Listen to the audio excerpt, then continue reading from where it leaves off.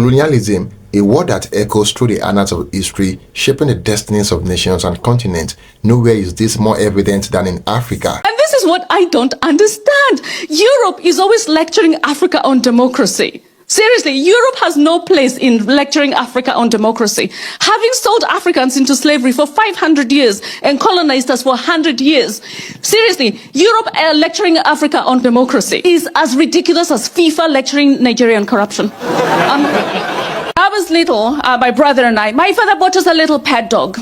And it was very unusual because in Africa, we don't keep pets because it's very difficult to love our predators. And Africa has very many predators: lions, crocodiles, snakes, buffaloes, the white man. The people here know everything there is to know about the animals of Africa, but you know fuck all about the African people. You even know the animals by name. Do you remember Cecil? Yeah, you guys remember Cecil? Cecil the lion. Yeah, you know them by name. Do you remember when Cecil was killed? There was outrage. People like, oh my God, the dentist, he had to go into hiding because he feared for his life. People lost their mind. And then Cecil's dad was killed. People lost it. And then Cecil's son. People were like, oh my God, they were in complete mourning. They were like, oh my God, first of all, Cecil. And then his dad and his son, oh my God. And we're like, guys, we are still traumatized by colonialism. They're like, shush, can't you see we hate mourning? This is how much value is placed on an African life, right? But you know, I found out that white mothers motivate their children to eat by getting them to think of a starving African. I'm like, what the fuck? Seriously? Like, white mothers motivate their children to eat by getting them to think of a starving African. We just use spices. Because when white people do one thing, it's called one thing, and black people do that exact same thing, it's called something else. Like poaching, hunting, terrorist, lone wolf, priest. It's insane. It's insane.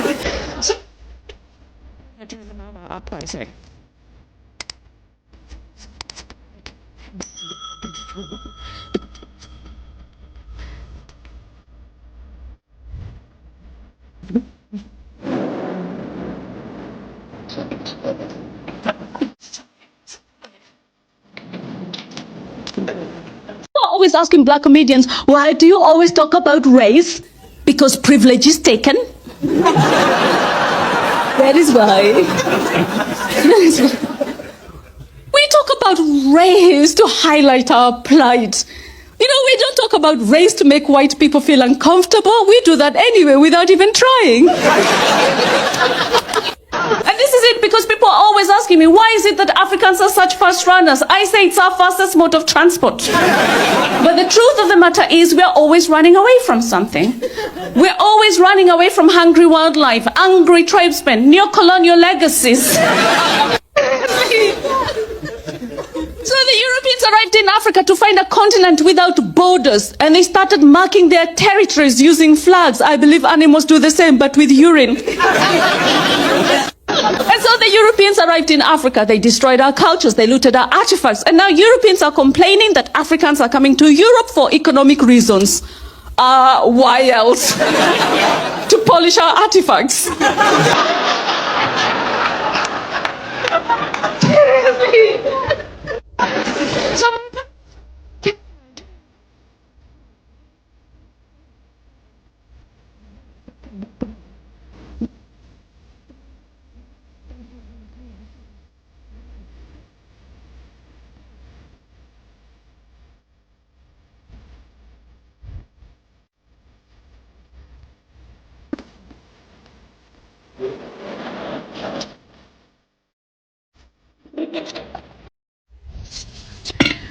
I know for a fact that most Africans don't actually know African history. Most of Africans don't actually know that they were colonized. Most Africans don't actually know that about the slave trade. They don't actually know. This is because Africa is a very young continent.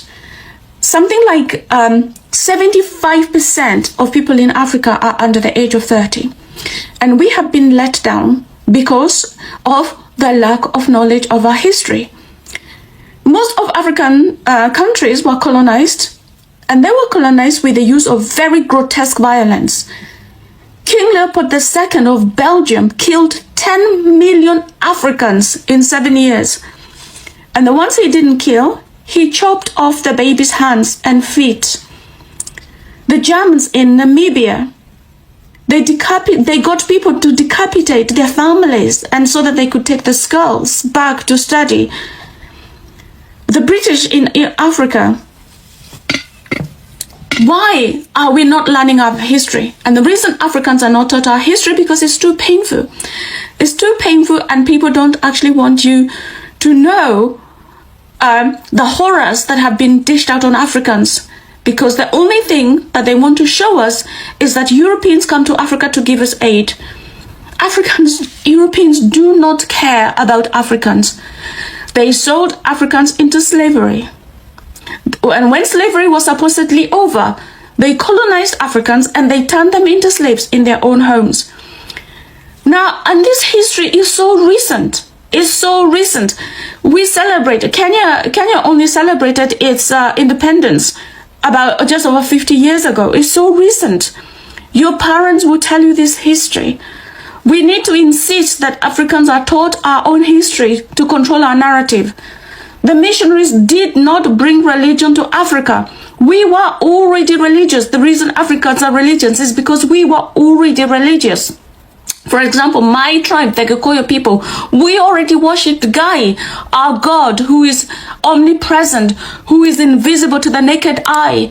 And the only thing that made us go into the churches was because our God Gai says that we mustn't worship in man-made temples.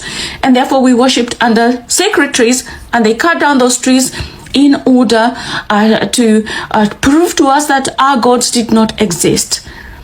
We need to know who we are. It's the only way we can move forward, by understanding where we come from. Colonialism in Africa began in the earnest during the late 19th century, when European powers scrambled to divide the continent among themselves at the infamous Berlin Conference of 1884. These arbitrary borders disregarded ethnic, cultural, and linguistic realities, sowing seed of division that persists to this day. Colonial powers exploited Africa for its resources, often at the expense of its people. But what were the key challenges this era left behind? One of the most enduring legacies of colonialism is economic exploitation. Colonies were structured to serve the interests of their European rulers.